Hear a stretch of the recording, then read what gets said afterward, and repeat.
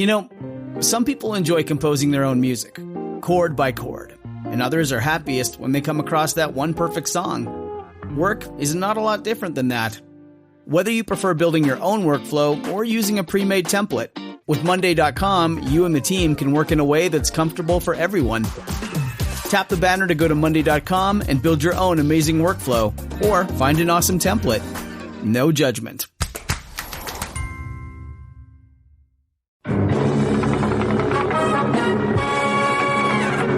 Live from Hollywood, USA, the entertainment capital of the world, this is a very special edition of the Rumor Mill for March 1st, 2020. Your only source for drama, gossip, tea, and speculation from the world of RuPaul's Drag Race. Bonjour, ladies! It's time for cheesecake. The Rumor Mill starts now.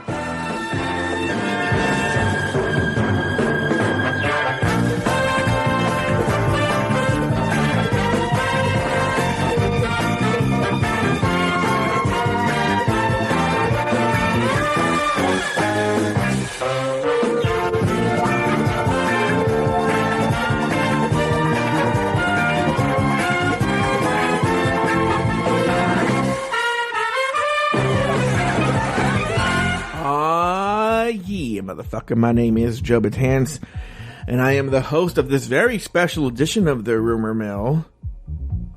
But I'm joined, as always. You guys haven't heard from us in a long time. Even though we do the show on Patreon every week, it just hasn't been on the public feed in months. But she's the goddess of glitz, glamour, goth, gossip, and gore herself. Please give it up for the one and only Ms. Lori Roggenkamp. Hello, Lori. Shut up! Anyway, this is not your typical episode of the Rumor Mill. In fact, we're just doing an intro right here. Because about a month ago, I think it was, that sounds about right, we have a Patreon supporter who's also a former contestant on the show. Ooh. Yeah. Dida Ritz from season 4 joined us. Yeah. For a wide-ranging interview. It was actually really, really... I thought it was going to be like 10 minutes, Lori, and it turned out to be like 40 minutes long, or almost an hour. It was a really long interview that she gave us her time. She shared her thoughts on a lot of things that were going on about a month ago in the world of Drag Race, but also about her time on season 4. And so since there was no new episode this week, I thought we would, let you guys listen to it. But Lori, what were your thoughts on the interview in Dida Ritz? Oh, so amazing. Mm-hmm. They were amazing. I just loved listening to them talk about their history with drag. And I thought it was a very interesting conversation. Sans me, per usual. So, You were there? What are you talking about? I'm saying that Dida Ritz carried the conversation. Oh, yeah. She was fantastic. Yeah. And also we were joined, because he's a big Dida Ritz fan, so I let him come on the show. Evan Ayers from the old version of the Rumor Mill also joined us. We're not going to play... Should I play the beginning part too? Nah. Just when we come back, you'll hear Evan is there as well. So it's Evan, me, and Lori. Chatting with Dida Ritz. She weighs in on her thoughts on season 13 up to that point. She weighs in on any of the drama that had been occurring at the time when we recorded this episode. And then she weighs in on season 4. She doesn't hold back. And she'll probably be on again in the future, Laura. I mean, she's a Patreon supporter. She likes the show.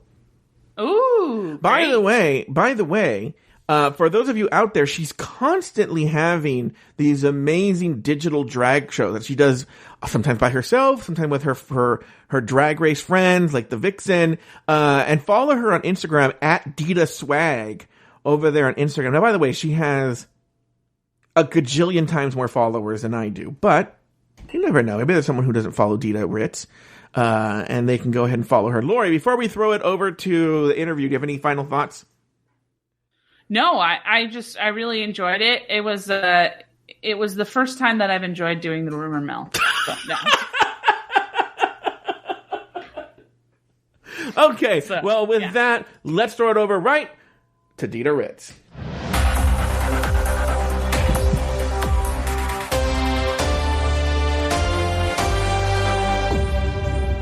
All right, Evan, I'm excited to hear your thoughts on these headlines. Okay.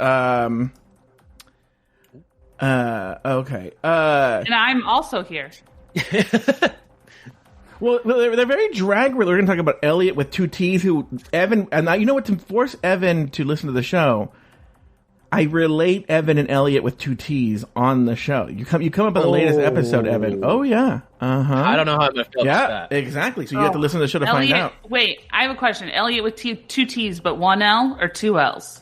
I believe two L's as well. That's too much. Yeah. Isn't her name actually Elliot Fouquet or something, but they made her change it? Isn't that the deal? Oh, really? I think she has like a last name that's like it wasn't clear for TV, so that's that. I've never understood the two T's thing, but I could be wrong. All right. So we're going to talk about Elliot with two T's and her drama. We're going to talk about Soju. You know, we're going to talk about that. We're going to talk about a lot of things. And then what happened? Sorry, I don't. Sorry. Oh my God! Look! Oh my God, Lori! Look who it is! Oh my God! Season 4 icon Dida Ritz. What? Hey, Dida. Well, Dida, first of all, unmute yourself. Oh, there she is. Hello. Hey, girl. Oh my God! Oh my God! I know. What a packed show today. On the rumor mill. And I heard you guys on the rumor report. I thought, why not stop by? Oh. Yeah. Wow, it's a party. Well, I don't know why Lori leaves the door open. Yeah.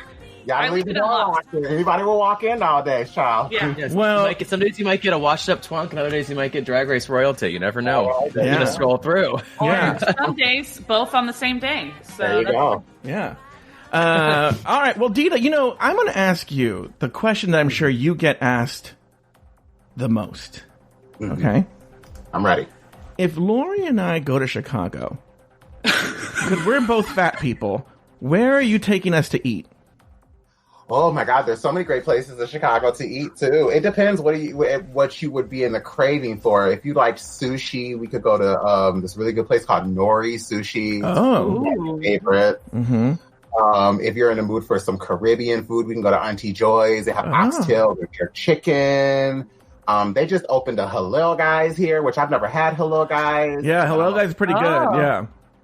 So, yeah, no, I mean, I know right now, like, obviously with all the quarantine and the pandemic stuff going on, you know, it sucks that people can't enjoy the fine dining that Chicago offers, but we have so many great restaurants. It would just depend what you were in the mood for. If you want pizza, we can go to Uno, we can go to... It just depends what you're in the taste for. Oh. That's what... People stop Dida on the streets to ask It's weird.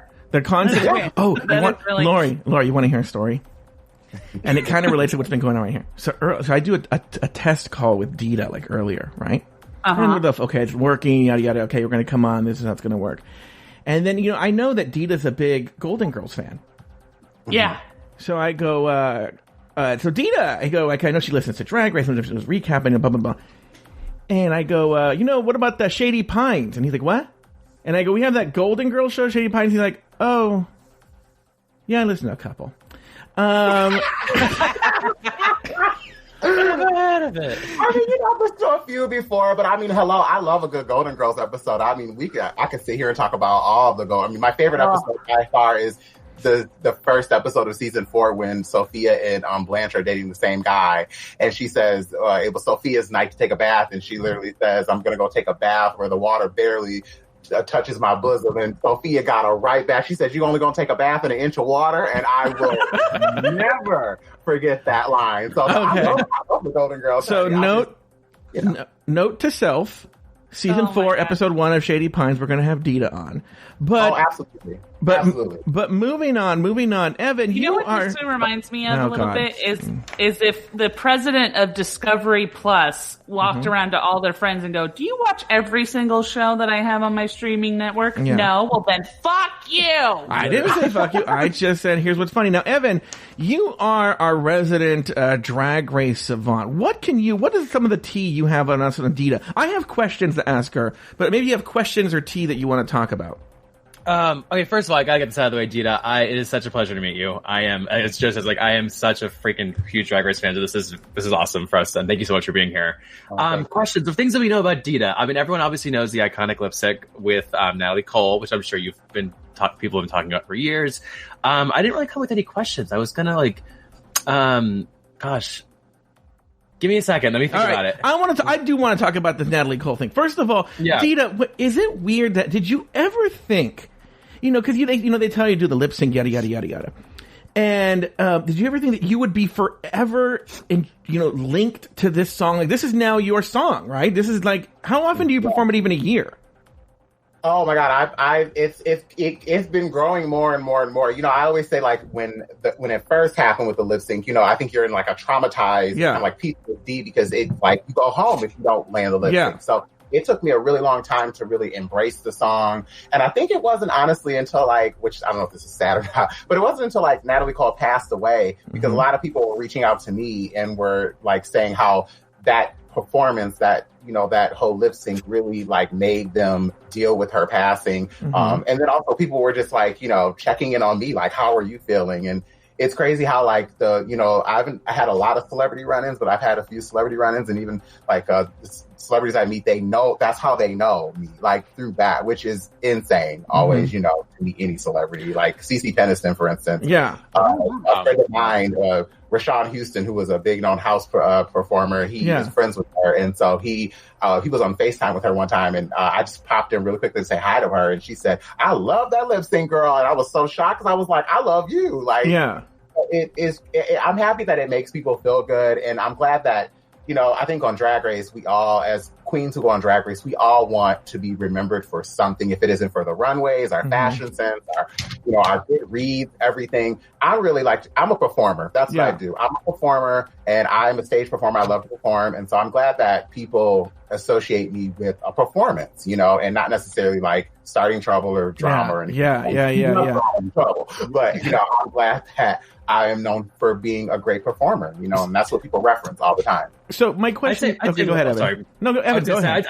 I'd say I remember Dida between performer and also like one of the first like actual like fierce runway walkers of the. I remember like on season 4, like I remember your legs, obviously, first of all, but like the runway itself. That was one of the, as a little gay kid, I remember being like, that's how you should be walking down a runway. Yeah. Yeah. So I spent years watching. I used to watch all the fashion shows when I was young, and I would literally just be like, anytime I could catch the fashion shows on television, I would record them on the VCR. Yes, I'm that old. Oh.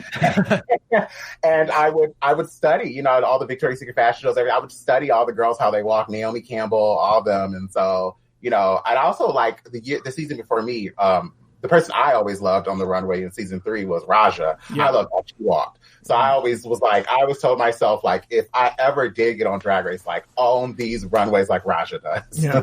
Now, I don't know if you know, did you know already that Natalie Cole was going to be on the judges panel?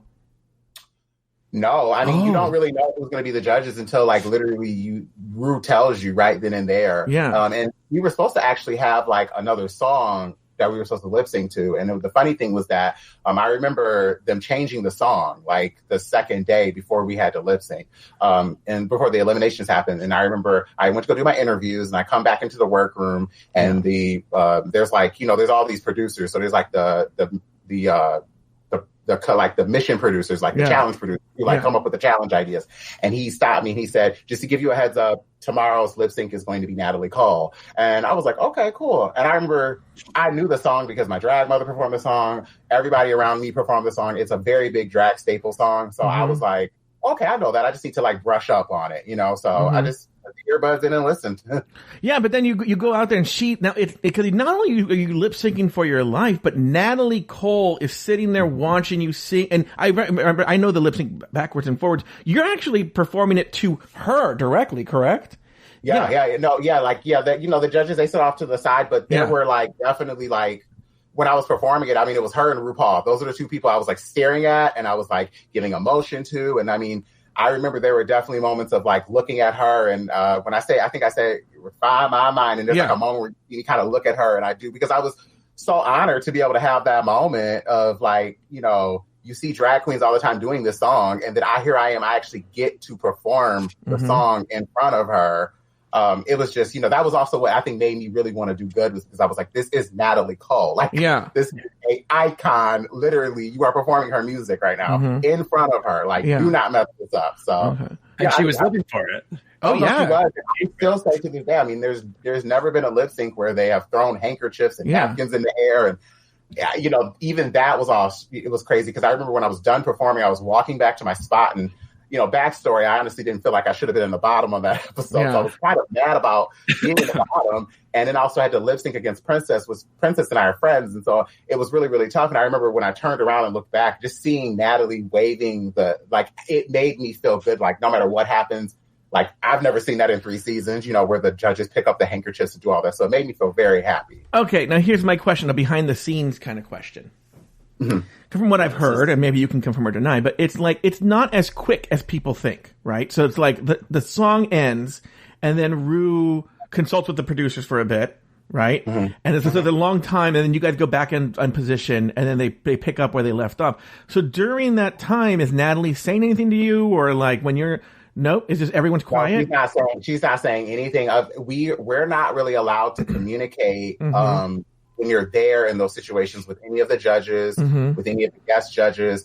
You have to really sneak those moments. I mean, when Regina King and Loretta Devine were there as judges, like, I was in awe over them, because I grew up watching them and I love them so much. I had to like quickly make eye contact with them and literally just be like, I love you, So we really didn't get to have like any communication with her or anything unless it was the critiques. The critiques are the only time you really can like get that moment to talk to them and really be like, try to like have a personal moment. But I mean, it is very much like that. You perform the lip sync.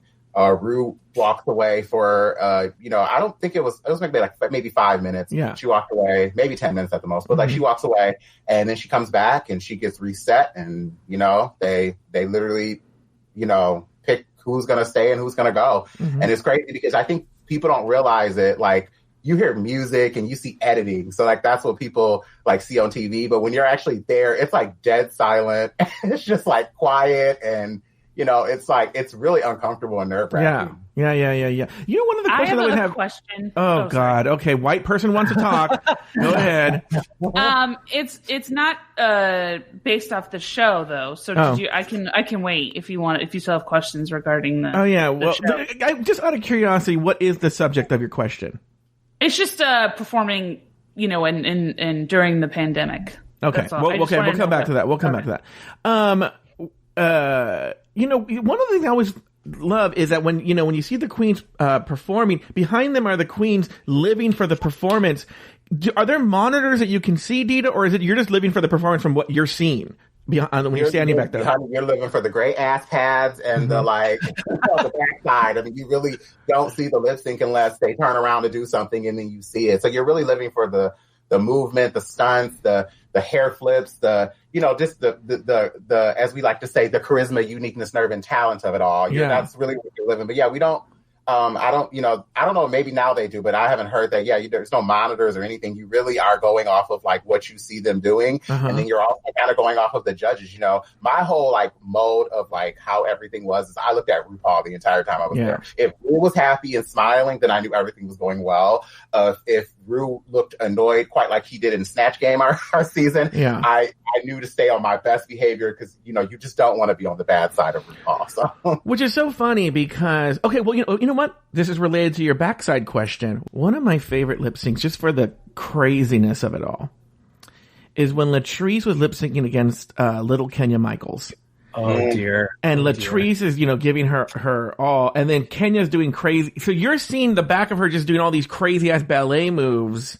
What was RuPaul's face like then? Actually, asking the girls what that was like, it was, I mean, and I love Little Kenya. She is, I mean, it's so stunning and beautiful, but it was all over the place. I think that when you perform songs, and I think that that's something I've noticed with Drag Race, is that when some girls get songs dealt to them during lip syncs, they don't necessarily know how to convey that on stage. Like when they do ballads or when they do songs that really don't evolve a lot. I've seen girls literally like doing ballads like songs, but they're like all over the place. And it's like, okay, girl, like that's just not what that's for. And I felt like that was that moment of, Natural Woman is supposed to be like, Latrice owned that. Like she was I think they were pregnant was the whole idea. And like, you know, she was rubbing on her belly and she was just, I mean, she was giving me like some like big known pop, like diva at like the Grammys performing pregnant, and, you know, like Beyonce, literally just giving me that fantasy of like, I'm pregnant with child, feeling like a natural woman. So I guess when I talked to the girls, it was a little awkward and weird. And then, you know, there was the ripping off of the wig. You know. I'm glad. That was that season. Yeah. So Evan, why don't you jump in? I feel like you had something to ask or say. Oh no, I was just curious back to just the main stage and stuff. On average, like how long, Dida, are you all actually like on your feet for these critiques? And like I asked because like this weekend, like we tried to put on like a pair of heels to like vacuum the apartment, and like even that was like murder. And like I just can't like you must, because they always say that on Talk, they come back like, well, I gotta sit down. But like actually, how long is that? Because I can only imagine how excruciating that is. It depends. It really depends. Usually like judges' critiques when you're standing on that stage, it can go anywhere from like 45 minutes, an hour and a half. I mean, sometimes 2 hours. That's why sometimes when and I think that I don't think this goes for every show, but definitely in Drag Race, when you hear the girls say, "Oh my God, I thank God I'm safe."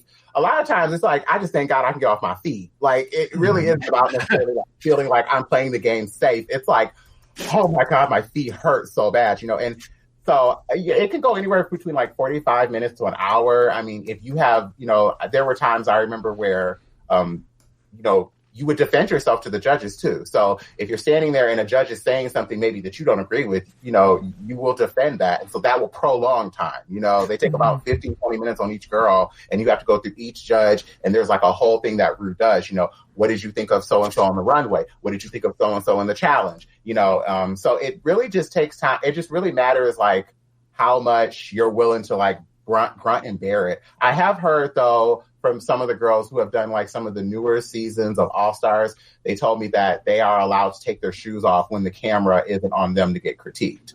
Oh. So that's nice. Like that, I'm assuming that they probably do that for regular Drag Race too, because it is, I mean, high heels are gorgeous. I love a good high stiletto, like 6-inch heel, but that is not good for your feet to be standing on for like an hour straight and not giving, you know, like, you know, in drag queens, a lot of us are just big old heavy men, you know, like there's a lot of weight on a stiletto heel. So it just depends. Because it was your season. It was just, I think Willem talked about it too. It was your season that girls to take their shoes off and Rue would get upset about it, or was it the wigs? So upset, she would get so upset. Yeah, and this is why I love Latrice, because I think Latrice was like our at times was like our, we understood like if Latrice could do it and get away with it, then we all could. So there were times where like Latrice would take her shoes off, and she literally like she told RuPaul, I remember one time, like the balls of my feet are in pain, like I'm not standing in these heels anymore, like I'm in pain. And I think that kind of started helping them see like, oh, okay, like this is torture for them to be standing in their heels, you know. And we all look like Clydesdale horses because, you know, we're just doing that thing of like resting each leg, and but I also think the judges get a little humor about it too. I think that they love it kind of. Meanwhile RuPaul's behind like sitting there in his sweatpants and his Reeboks. Like, come on. Ooh, so comfortable. So comfortable. All right, Lori, ask your boring question. Well, I actually have a couple questions now. One of them is regarding the logistics of the show. As far as the confessionals, are those done like, are you guys pulled away throughout the day, or are they done at a certain time? Are they told like if you get into, like if you're doing something, are they told like, oh, remember this moment because you're gonna talk about it, or how do the confessionals work? So they have these things called story producers, and so the story producers are literally under the table. You know, they're like kind of like creating the idea of how they want the kind of the ambiance of the room to be.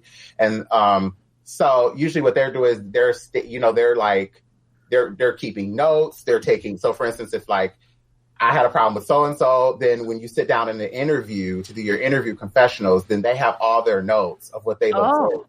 And then they do pull girls out in between the day. Sometimes they like to do it after runways.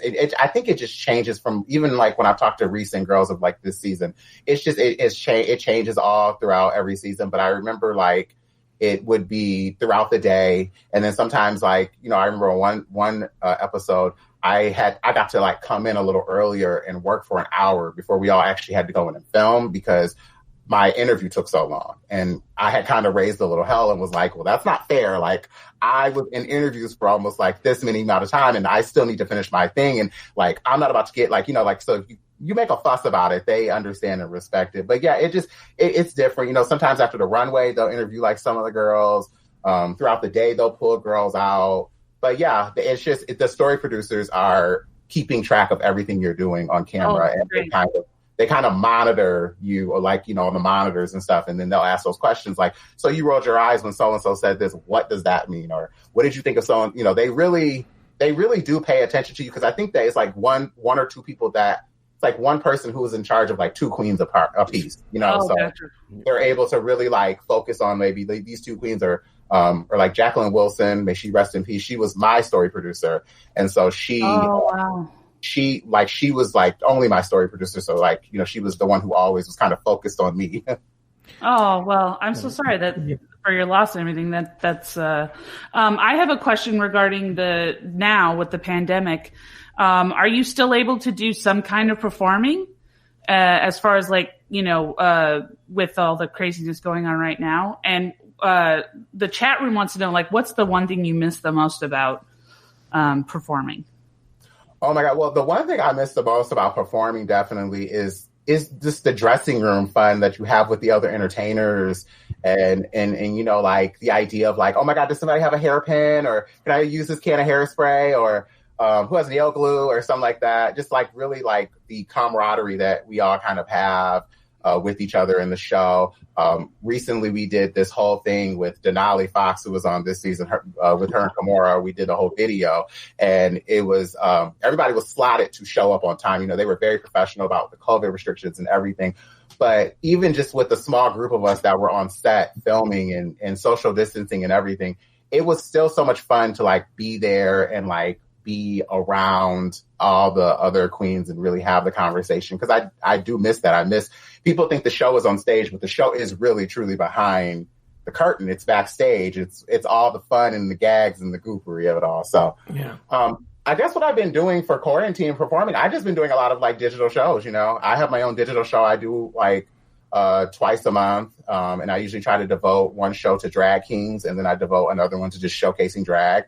It's called Details the Drag Show. Mm-hmm. It's on Twitch. And I've also just been doing a lot of digital shows. I mean, I consider myself, in the beginning of the pandemic, I was very stressed out because I had spent so many years really building up like, my connections with people and all types of stuff. And I felt like when the pandemic hit, I was like, literally, I hit a brick wall. And so I've really been thankful, at least, that during the pandemic, I have been able to work and make somewhat of some money to pay somewhat of a bill, because there are a lot of drag performers out here right now that aren't getting any work or any shows or any bookings, which is why I started my show, because I felt like I wanted to be able to give the opportunity at least to, put money in these entertainers' pockets. Yeah. I don't think people really understand like how much it costs to do what we do, but then also live our life that is not drag, to pay bills, to get groceries, to pay your rent, pay your mortgage, to pay your lighting bill, like all that stuff, know, and Comcast and AT&T do not care if you're Dida Ritz. They want their money. Exactly. Yeah. Now, Evan, do you have anything else? Because there's some questions in the chat room, but I don't know if you have anything else you want to say. Yeah, I wanted a quick follow-up or interesting point about the interview questions, back for Lori's comment. Your season, or maybe season 5 was the last season before they implemented, like, now the queens have to like have the same interview like look, so they can make a more like uniform story. For your season, like, that wasn't a thing, right? You just wore whatever. So it was, you remember the show, like how it's like very obvious, and you can tell like where they've like chopped things. Yeah. And it's, I think that's very, that was just a thought I had, but I wasn't sure if it was your season or season 5 that they stopped doing that. It was season 5, because I remember when I talked to Laganja, she was telling me about her curl in her head. Yeah. And she was telling me, the curl, you could tell sometimes the curl was thrown together, and then there were times where she coiffed it really good. So yeah, no, I don't know. I feel like if I was to ever go back on All Stars and have that experience, I would have to make sure my confessional look was very simple and easy, so I wouldn't have, the continuity would be good. Give me a ball cap and a big oversized sweater. I'll be done. There you go. Yeah. So Dida, what's really weird, and we have a question in the chat room from what's weird is our resident weirdest fan, Luke Stamen. His question to you is your weirdest fan interaction. Oh. You can feel free to say this moment, right? Yeah. Aside from this moment. Well, besides this moment, oh my God, I think anytime. I mean, there's been a few. I would say anytime for me when people are really excited to see me, or to the point where I can't even talk to them. I'm as excited to meet, the fans too. Yeah. So there's been times where like I meet fans and they're so excited and they're like crying and they can barely get out words. Yeah. And I'm like, baby, breathe, just breathe. And it is a little, it isn't awkward or weird, but it is a little uncomfortable for me because then I like want to talk to them and I'm like having conversation and I'm staring at them and I'm giving them eye contact and I can see in their face, they're just like, I don't know what to say. I'm so terrified. Like Dida Ritz. And I noticed that like things like drag cons when I do meet and greets, like people will come up and talk to me and I start just talking to people like, oh my God, I love your hair. I love your makeup. I love this. I love that. Oh my God, I have that. Or that's so cute. And they're so stunned by like, because I think that it's maybe a human moment that they get from me that it makes for a little awkwardness. But I'm also like learning how to handle those situations and like break that ice, because I mean, I think about like if I was to meet, Beyonce or something, I'd probably be the same way. I'd be like, what? Like, very frozen and very like nervous and like, oh my God, I can't believe I'm meeting her, like whatever. And she would probably just be sitting there like, girl, I got bills to pay. Like, There's a really amazing comedian named Eddie Izzard. And she just came out recently as transsexual. And I did a comedy thing in Canada one time, and she was sitting on a sofa, and my brother walked up to me. He's like, what are you doing? You're circling this poor person. And I had been circling Eddie Izzard for like 10 minutes straight. I didn't know. Just circling because I was like, oh my God, I love you so much. I love you so much. And I just kept circling her. And I was just like, I want to say something, but I couldn't think of what to say. So I just kept circling.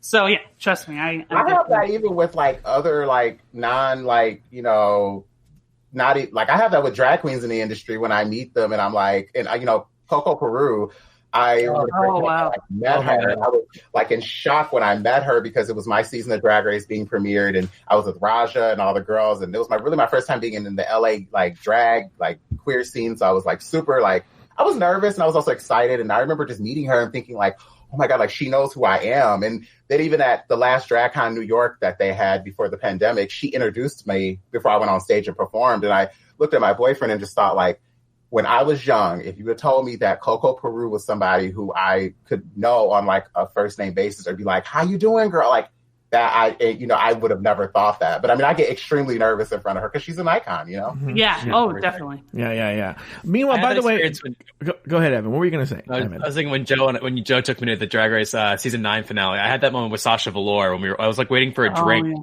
And I just remember saying that like with our 2 drinks, and I was just like,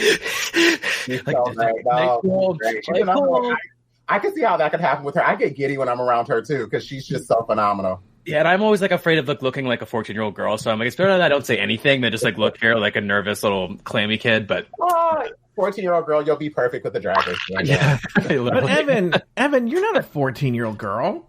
I'm actually a pig. I'm a pig trapped in a boy's body.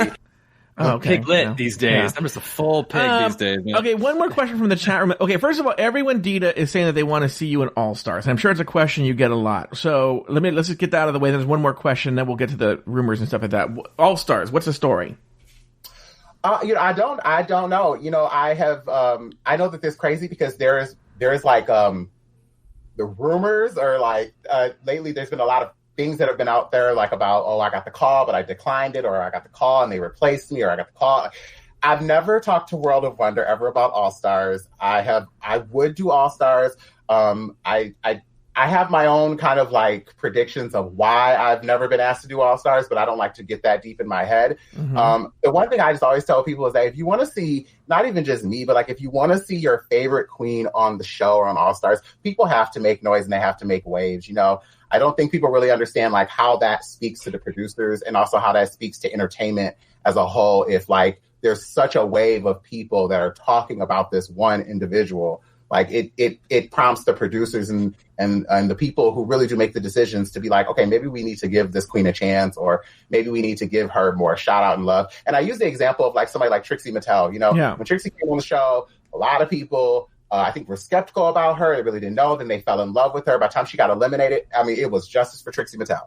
So, and granted, that was pre-recorded and she came back and all that. But even after that, it was a wave of like people who love her to the point where, like, I'm sure there's people probably in the chat now like, don't come for Trixie, Dida. You know, like, people love her. So it's like, you have to understand that, like, if you want to see your favorite queens on the show, even Drag Race, All Stars, even like, if they do another Vegas review show or Work the World or whatever, you have to like almost annoy the people who do those things, because I don't say this to be rude, I just say this to be honest, I think that they have their favorites. And I don't think they're not accustomed to picking outside their favorites, but I think that they would rather pick their favorites because maybe they already know how they act, how they work. Are they easy to work with? I was watching they did those Work the World documentaries, and I was watching a few of them, and I watched the one with Kim Chi, and the Brandon Voss had said, Kim Chi is welcomed anytime on this tour. She's easy to work with, she's professional,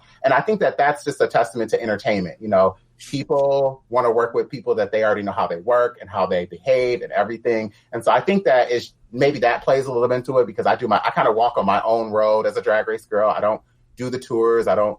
And the truth is, I just don't get invited to that stuff. I mean, I would do it. I don't get invited. I don't get asked to do those things. So, but I would do All Stars, and I would win, because Mama, everyone else, every other queen has had their 40 acres in the mule when it comes to Drag Race, except me. So it's time to get mine. All right, very good. Go ahead, Evan. Luckily for you, I do appreciate that All Stars has started, because obviously your season 4, like it's not it's considered an older season now because there's so many, but they've been good about bringing back cast members from 1, 2, 3, 4, and 5. So I don't know. I'm hopeful that. I think they've run out of 5.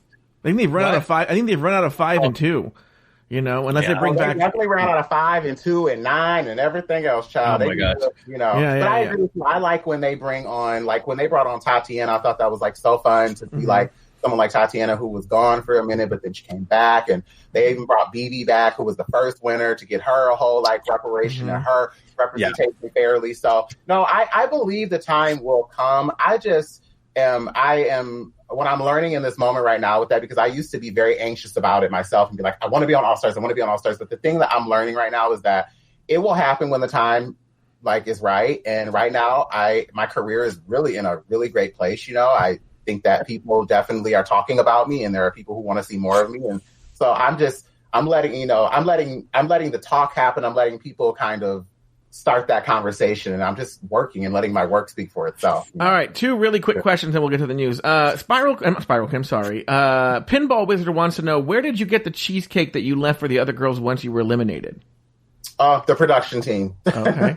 When I got eliminated, I literally, as soon as I walked off the like runway, I said to the producers when they were taking me through to like, D-Drag and all that stuff. And I said to them, I said, is there a way I can leave cheesecake for the girls? Because at that point, I was, I always say this, when I was on Drag Race, I just didn't know about like how, like, what to do for TV. I didn't know about storylines. I didn't know about that whole idea of like for the television, when I would say cheesecake literally because all the girls would laugh, like Latrice would start laughing and, Jiggly would start laughing, and their laughs are all infectious to me. So I would just start saying cheesecake just to get them to laugh. And then Willem being the television persona that she is, he was like, girl, keep saying cheesecake. Just keep saying it. Just keep saying it. It will stick with you. And I always thought, girl, please, whatever. That ain't gonna stick with me. To this day, literally, everyone calls me Miss Cheesecake. And I even say it myself. I say I'm, Dida Ritz, a.k.a. Miss Cheesecake. So. All right. And then final question. I think you'll like this question.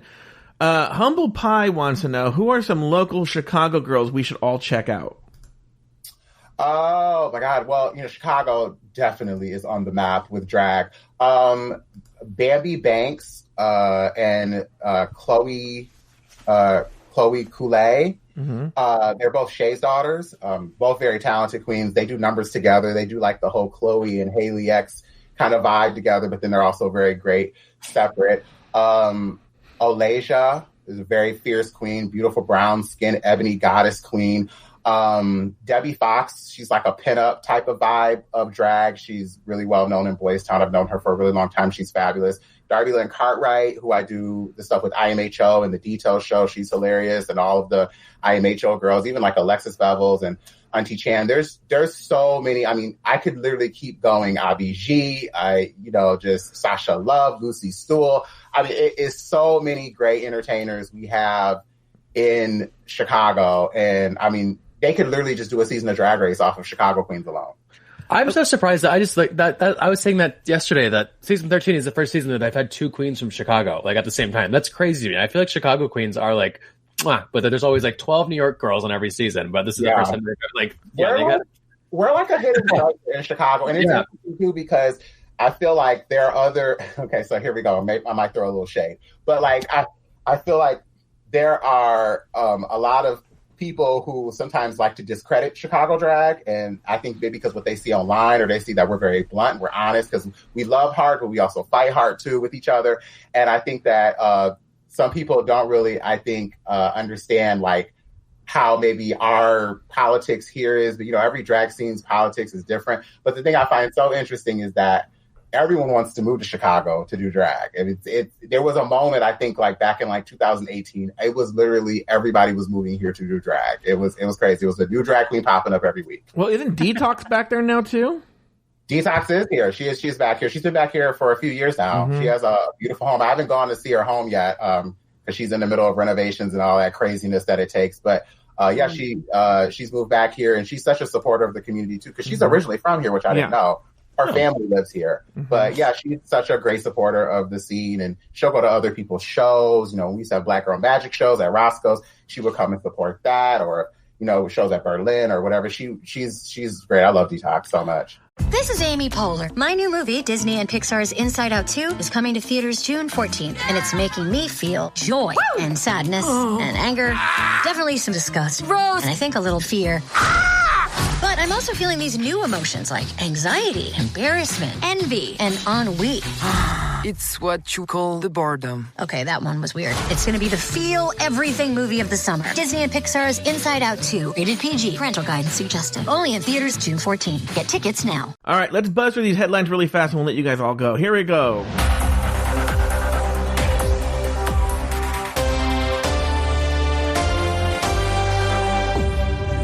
All right, the first story we're going to talk about is this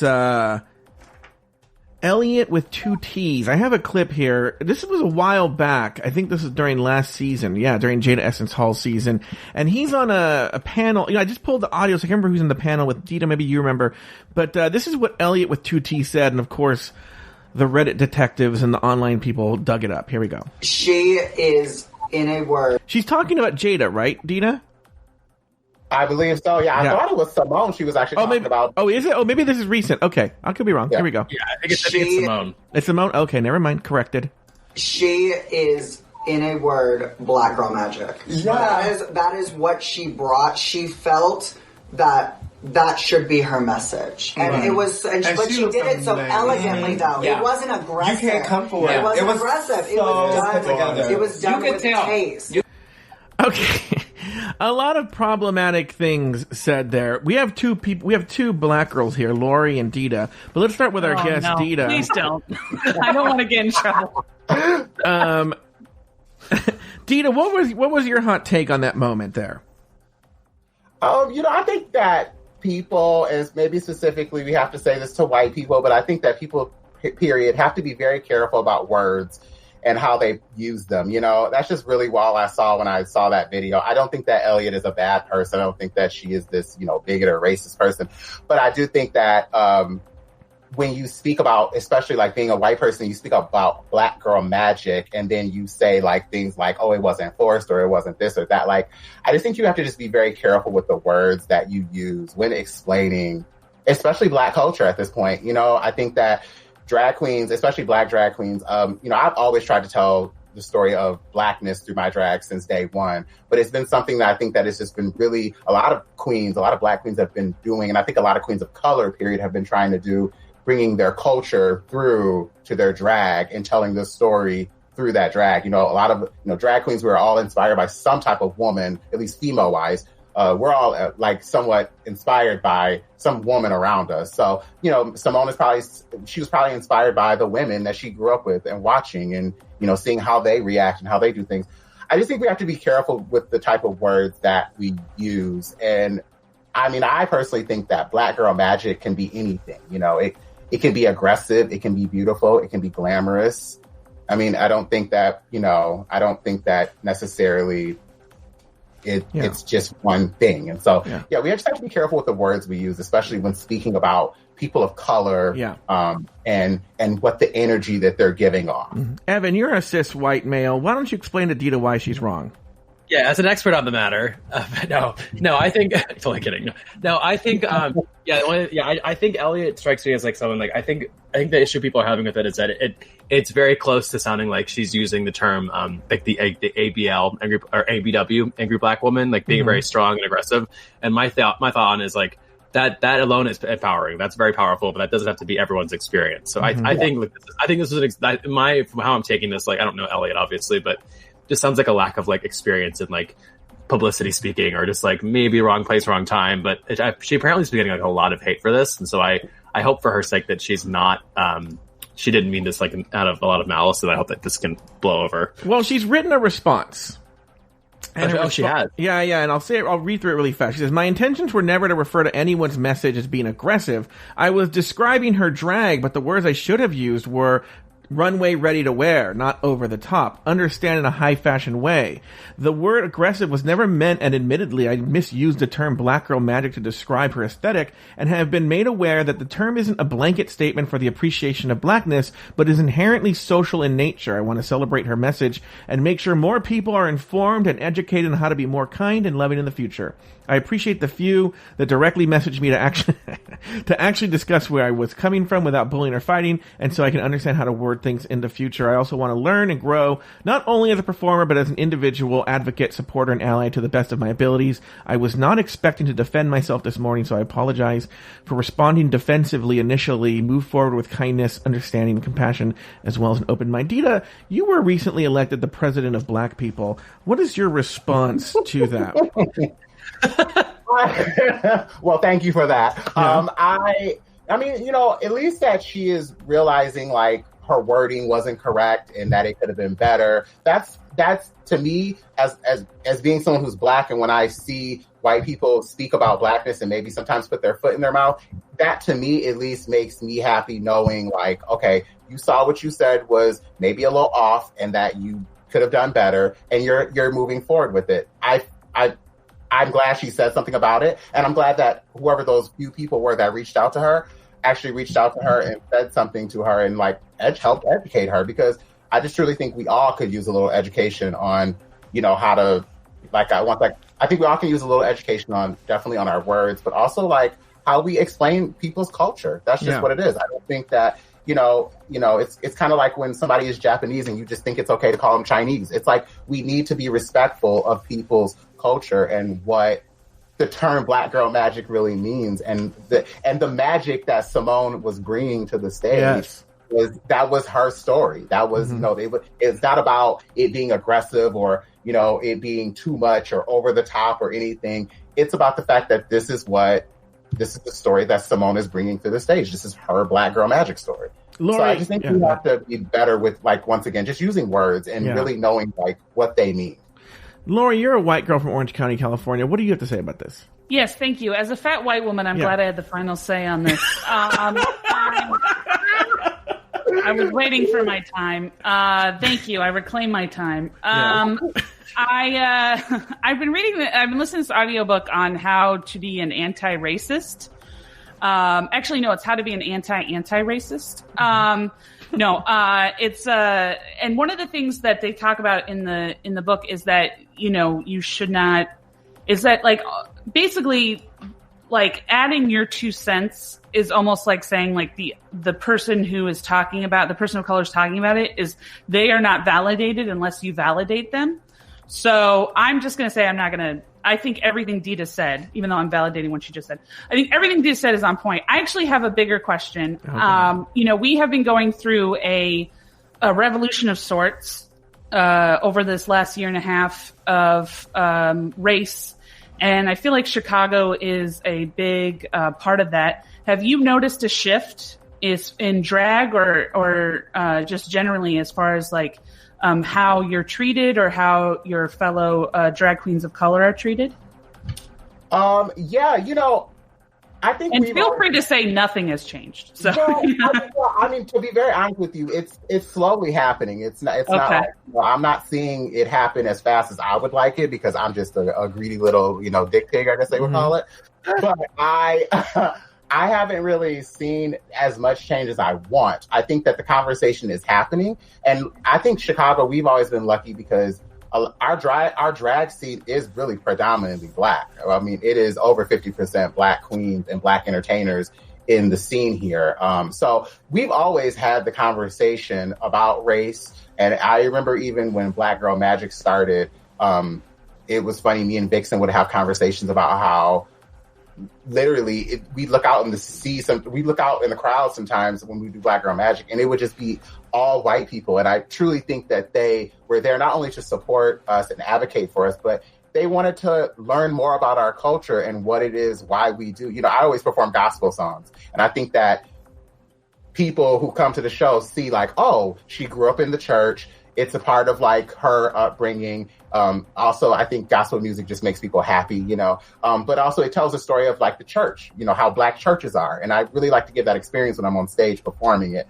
And so Chicago, I think we've done a really good job at bringing everything to the forefront and talking about the conversation because we've always had the conversation. And I've been saying that lately that I truly think is the word of right now is the conversation. People need to talk about things, need to get off their chest. If you've been disrespected, if you feel microaggressions have been thrown at you, let's have these conversations. And I feel like Chicago, we've been having these conversations way before the pandemic actually happened. But I think that when 2020 happened, it definitely it broke down the fourth wall to be able to really discuss with the bar managers and the bar owners who are all predominantly white and really tell them our stories of working in their establishments and what we dealt with. And, I've been doing drag for almost 20 years. And so even when I was telling my stories to some of the bar managers and the GMs and the owners, they were shocked because they were like, well, you've been working in my establishment this whole entire time and I didn't know this. And I'm like, well, I have actually tried to tell you, but I feel it's going in one ear and out the other. But now I think it's kind of sticking to their brain like, this is what we're giving off. And they don't like it. It's not, I don't think that anybody likes to give off that energy. Sometimes people just don't know they're giving that energy off, but I don't think that, I don't think they knew it. And so I think it's slowly happening. It's, Rome was not built in a day. And so neither will this issue won't be solved in a day either. But I think Chicago is doing good. We have the Black Drag Council here. And I think that what I'm seeing is a lot of the Black queens really working together and looking out for each other. And then the allies and the people who love and support drag, especially you see with a lot of the white individuals are really standing up to really support Black drag and do anything that they can do to help us out to be, more seen, more heard, more respected and everything. So can I ask a question to follow up with that? Because as a white person, because I often relate this to as a white person that I would want to consider myself as being in that audience of people trying to support and uplift the Black drag community. I kind of worry at times is it the similar reaction to when you see a bunch of straight people at a drag show, how the bachelorette parties and it's almost I worry about the act of performative activism versus actually doing the right thing. And so would you say in Chicago though it's less performative and more actually things are actually progressing? Yeah, it is less performative, most definitely, because I think that even if you notice around the world, people are not allowing for performative activism to happen anymore. If you post about Black Lives Matter, or if you post about some type of injustice or inequality that you see happening, you really have to kind of really know what you're talking about at this point now, because performance activism is just not allowed. And so the one thing I always say to anybody who is a person that is not of color, basically a white person, I always say, just speak up. Just speak up when you see stuff. And that is something that I have been seeing online, and I have been seeing not necessarily in person because everybody's just been quarantining kind of, in the pandemic right now, but definitely online. I love that I'm seeing people speak up and stand up to the racist microaggression type of vibes, because, being a drag queen, I think, period, you deal with kind of like this microcosm of what the world is. But then also like being a Drag Race girl, you then deal with this whole entire other level of racism that I don't even think a lot of people really understand. You know, you could simply send home a group of fans' favorite queen that is white, and you literally are like, you're just called everything out your name simply for doing what you're supposed to do, you know? So yeah, that's true. Speaking of supporting Black queens during this pandemic, I don't know if like me, Dida, you support the beautiful work of the Vixens OnlyFans. Well, I've never seen the OnlyFans, child. That's my sister, so there's a line I have to draw. I can't see no OnlyFans, baby. I watched the OnlyFans, and it's pretty amazing.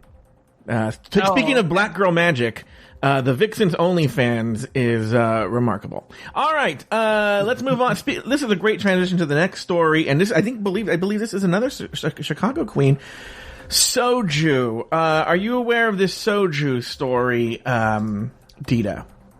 I actually just found out about this story maybe a few days ago. I was in shock like everyone else. You know, I will say this, that the industry is very small, so I'm not going to lie, because I have just been in this industry for a really long time. You hear everything, you know, I hear things about people that has never come out, or things that eventually come out, you know, down the line.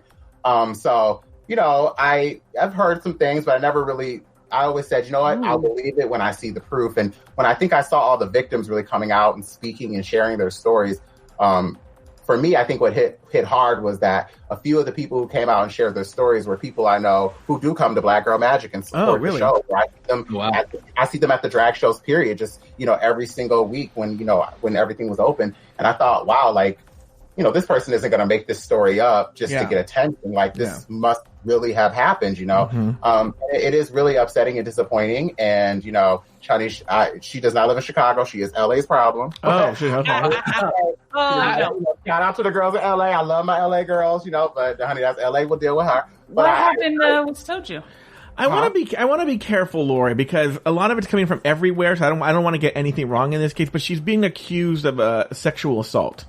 Well, I gotta say this too, that I definitely do like stand with the victims and understand, like, you know, I myself, when I was like 15 years old, had an incident at my job, at my first job I ever had, where I was kind of sexually harassed, but not as like intense, but it was very uncomfortable, and I felt really dirty and really like slimy when it happened. And I thought, you know, every time I hear stories about people who go through that, I completely understand why you wouldn't want to say anything. And I remember I waited to tell my parents about it because I was embarrassed, but I also was like, I didn't want them to react and all that. And so I think, you know, I definitely stand with the victims, and you know, I stand by them and understand that, you know, it's hard probably to come out and tell such a horrifying story of something that you feel that you've been taken advantage of or some sort, you know? Is she the drag queen who had the cyst? Yes. So was it her, or was it her cyst that assaulted people? Because, you know, two different things. Yeah, that's a good idea, but she should blame the cyst, Laura. I never thought of that before. I'm just saying, I've had a cyst, and it's a mind of its own. So you know, as everyone knows, I'm not the biggest fan of Soju. Right, and Joe, you're the biggest Soju fan. This must be devastating for you. That's not true. No, I'm going to tell you. I went to this drag con, and this Soju was such a sourpuss. I did not like her. She was so rude, sitting there with her done shot with Soju. Well, now we know why. She saw you, and she said, "Oh, he's too fat to sexually harass." Oh my God! Yeah, I think she did. I think you're right. She probably was like, "Oh, I wanted one of those twinks. I wanted an Evan Ayers to come up and get him in a car." Yeah. Well, you know, the interesting thing is, I actually told my boyfriend when I saw everything kind of going down on Twitter. I said to him, I knew it was only a matter of time until the like Me Too vibes started coming into the drag scene and the gay world, because I think all of us have been in a dressing room with, you know, drag performers and people, and there sometimes there's some things that go on that people do consent to, but then there's also some things that go on sometimes that people don't consent to, but they don't make a big deal about it because maybe they're embarrassed to have to say this happened. And so I just am happy that I mean, I know that I don't know if this is selfish for me to say. I'm just happy that I have never really had any of those incidents. I've just kept my hands to myself because I just knew there was going to be a matter of time until this started really hitting drag, and especially the Drag Race girls. I always tell Drag Race girls that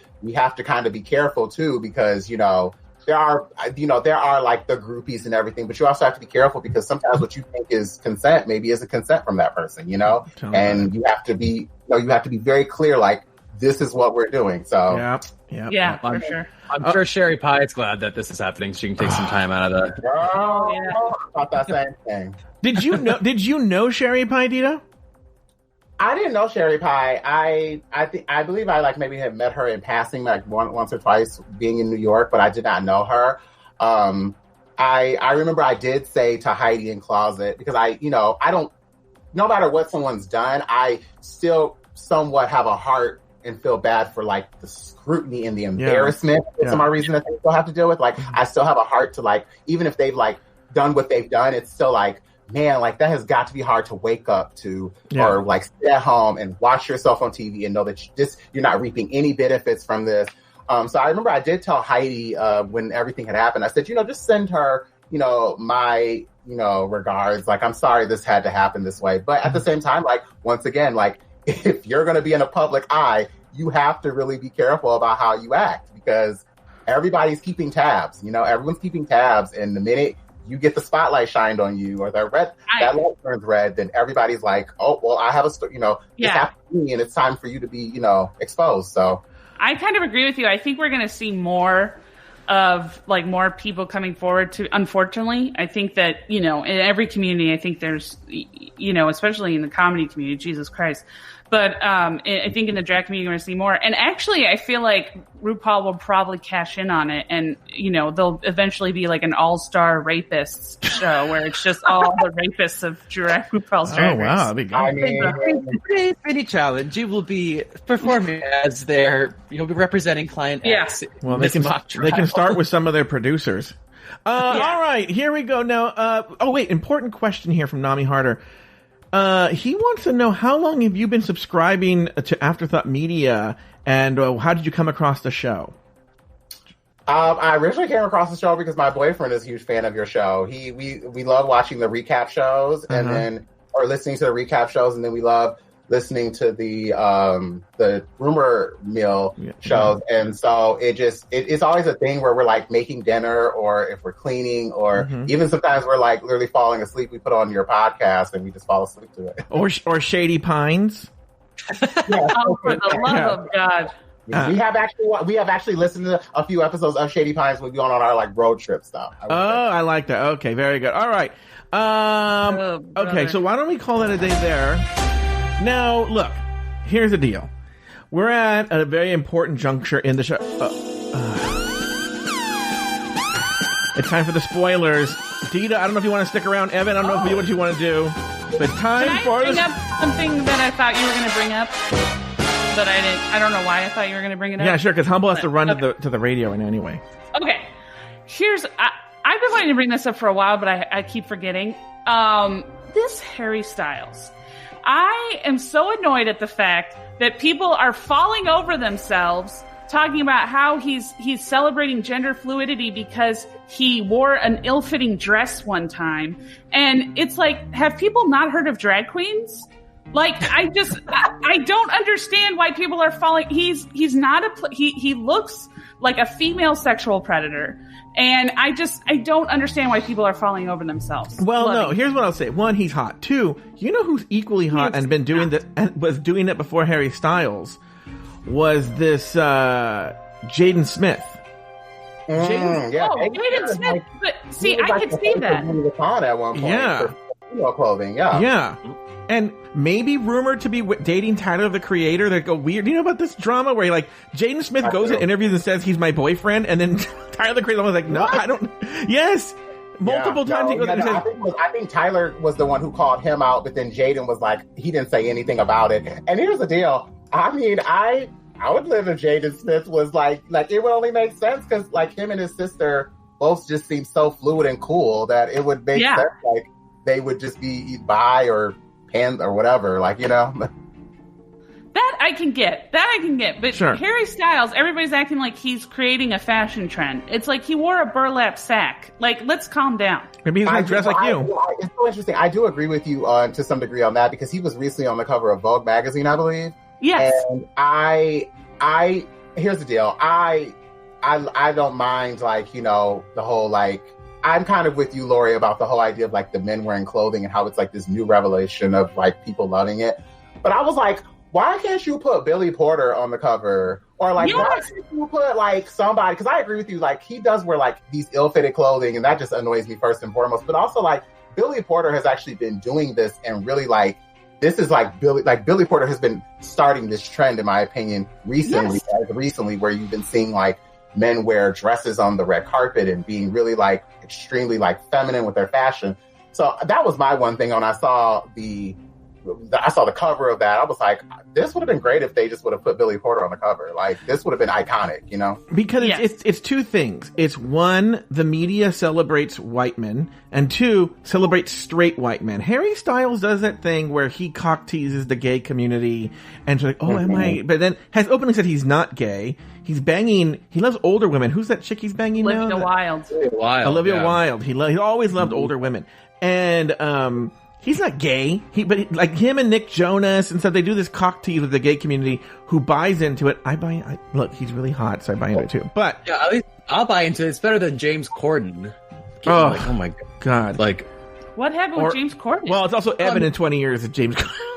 Well, no, it's like James Corden being cast in the lead of that terrible musical that Netflix put out. Oh, yeah. Yes. All these other very talented gay actors. Oh, the prom? Is it the prom one? Yeah. Yeah. All right, Evan, you gonna stick around for spoilers, or what's your story? Yeah, why not? Oh, okay, all right. Well, let's do the spoilers and get the fuck out of here. All right, first. By the way, if you better get out of here. I'm going in the spoiler. The people who don't like spoilers. All right, here we go. For Drag Race US, the expected maxi challenge is the bag ball. Expected runway is, I think this makes no sense to me. Infamous bag phrases. Infamous bag phrases. By the way, I mean, the only one that comes to mind for obvious reasons is like purse first or something like that. Oh, yeah. That could be it. Wait, hold on. That's the only one that would come to mind that everyone could truly reference and have a good time with. But I mean, I don't know. But like, wait, hold on. Like Kimora Hall is one of your sisters, right, Dida? Like, so do you get like? But do you already? These spoilers just old hat to you? Like, do you already know or? Oh yeah, I mean, it's a huge group chat amongst the Drag Race girls, and so there's conversations, and there's sometimes girls have projects that they want to do, and then they include you in them, and then you kind of do the math of like, oh, this is what this is for. Yeah. Alerts don't really, it all is the same. All right, here we go. The expected winner is Mick. Got Mick. Oh, good. Expected. That's the transgender man, right? It sure is. I don't see gender, Lori, so I don't know what you're talking about. The expected lip sync song. Now, by the way, is Fancy, but not, nope, by Iggy Azalea. Oh, you don't like that song? I don't like Iggy Azalea. All right. The expected bottoms, Lori, and speaking of expected bottoms, Evan. If you had to guess, Evan, who's going to be in the bottom of this challenge?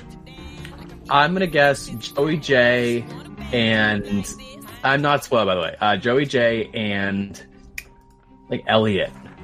Okay, well, I was going to say it right. Lala Ree and Joey J. So you were very close, Evan. Who's going home, Evan? I don't want. Dida probably knows, so I don't want to. It better not be Lala Ree, because I'll be out if she's on this early. Okay, we get it, Evan. You support black people, all right? She is the funniest one. Is amazing. I love her. Yeah.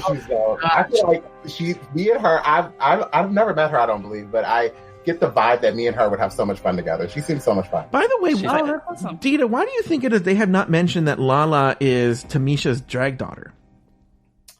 I don't know. I think that maybe they're saving to wait that moment as a surprise, or maybe, sometimes drag daughters and drag mother relationships aren't always as close. Sometimes they're just there for mentorship or I need your advice. And then cause I was kind of like that with my drag mother. My drag mother she was very loving and very there, but I kind of like was off doing my own thing. And then I always knew I could come back to her and talk to her. So sometimes it just depends on, drag, like the relationship aspect of it. And also the competition changes everything. When you're competing, everyone is there for themselves, we're all adults at this point.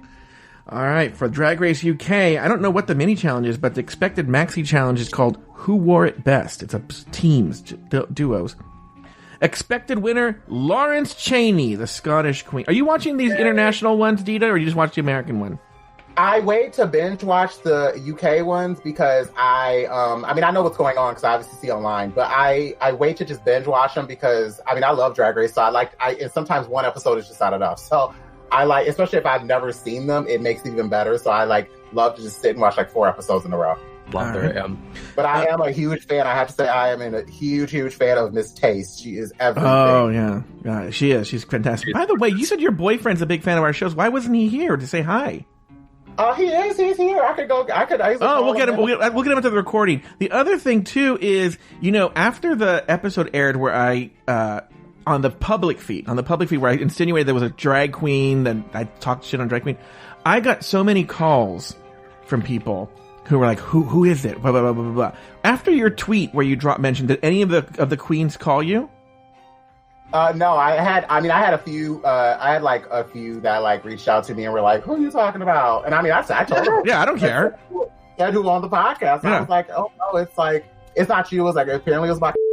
Mm-hmm. And I agreed with you when you said that we don't know if it was her or if it was the management. But I think that this right here should be a testament to and I don't know if maybe this is going to piss off some of my Drag Race girls. But, this is why I don't have a manager, because I feel that managers sometimes overstep and they don't really understand how their decisions will affect their client. Yeah. And so, I've met a few times and she's a very sweetheart, but I can't imagine even she would turn down that much money. Yeah, you know what I mean?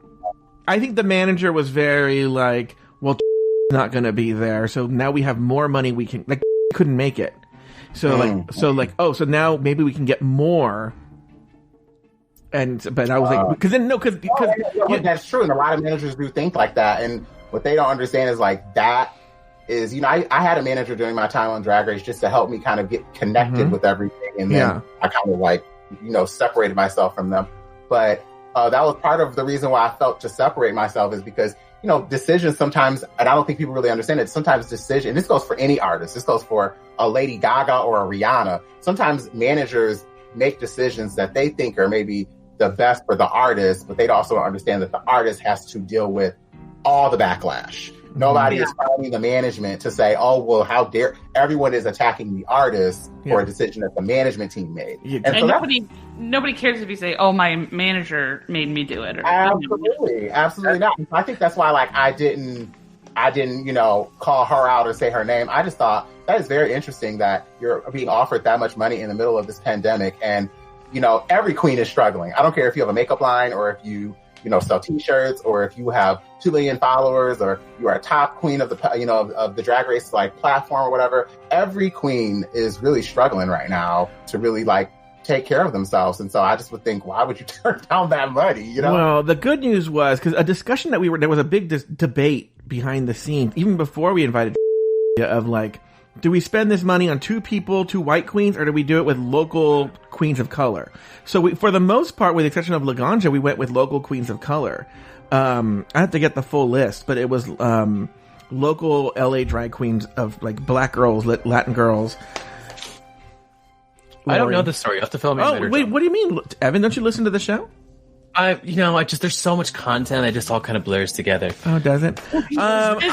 He's busy having, figuring out what COVID and solving COVID. I gotta get back to my Petri dishes here soon. By the way, in Drag Race UK, expected bottoms are Ask Tina versus Tia, with the expected elimination being Ask Tina. Oh, Evan Ayers. Will you ever come on again, Evan? Yeah. I mean, all this talk about separating from your manager is kind of making me want to leave right now, but no, I'm kidding. I would love to be back. I miss you. I really do. I miss this. I miss you too. And also, if you come back, then I can't sexually harass you. That's true. Oh, I've been sexually harassing Evan. Yeah. 4 years, yeah. Yeah, this is all just gonna come raining down on us one day. Yeah. We're gonna find out. You're gonna be the next Soju, Joe. All these op-eds about my time in LA are gonna come out. We're gonna find out that Joe has like people in his basement or something, little boys, and it's just gonna be like, god darn it. All right, Dida, thank you so much. Will you come on again? Oh, absolutely. Thank you for having me. Yeah. Oh, wait. Let me get off the air. I want to say hi to your boyfriend, Evan. Thank you so much for being here. Thank you so much. I miss you. It was lovely meeting you, Dida. Thank you so much for your time, guys. All right, Lori, go to. Dida, do you have anything to plug, Dida? Yes. January 29th, I have my Details the Drag Show. That's going to be on twitch.tv/Details the Drag Show. I have Trinity K. Bonet and Morgan McMichaels, and my IMHO sisters, and some fabulous drag kings that are going to be performing, and some surprise guests too. So check it out, January 29th at 10 p.m. All right, very good. Lori, what about you? What are you going to plug? Bloody Podcast, and just that's it. All right, Nothing very else. good. All right, we'll see you guys next time. Thank you for joining us on the Rumor Mill. Bye.